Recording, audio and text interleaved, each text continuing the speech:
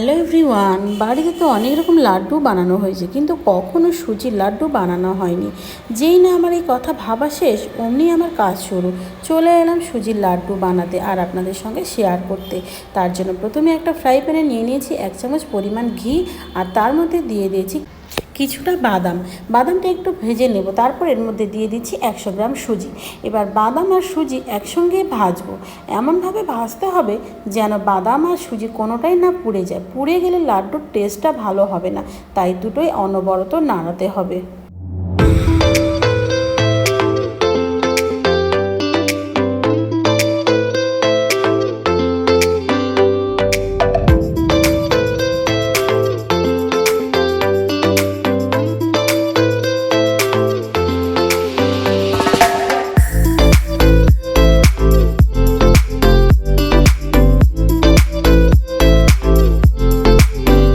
হাতে সময় নিয়ে কাজটা করতে হবে। এই যে হয়ে গেছে আমার ভাজা।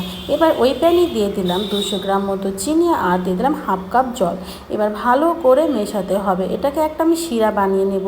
চিনিটা গলে গেলে এর মধ্যে দিয়ে দেবে একটা সাদা এলাচ থেতো করে। সাদা এলাচ দিলে ফ্লেভারটা খুব সুন্দর হয়।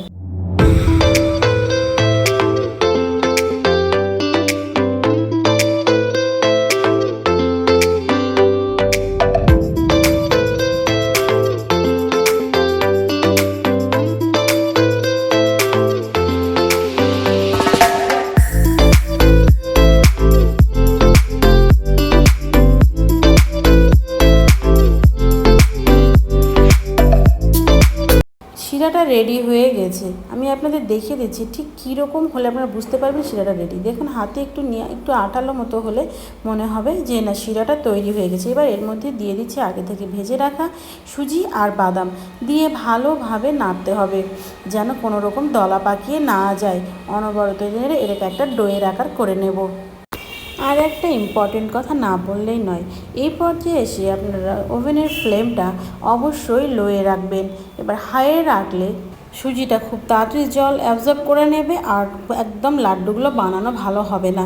তাই আমাদের খেয়াল রাখতে হবে যেন ফ্লেমটা অবশ্যই লোয়ে থাকে। এদিকে আমার মেশানো হয়ে গেছে। ঠিক এই রকমভাবে ডোটাকে বানিয়ে নেব। একটুখানি অপেক্ষা করে নিতে হবে ঠান্ডা হওয়ার জন্য। তারপর লাড্ডুগুলোকে বানিয়ে নিতে হবে হালকা হাতে।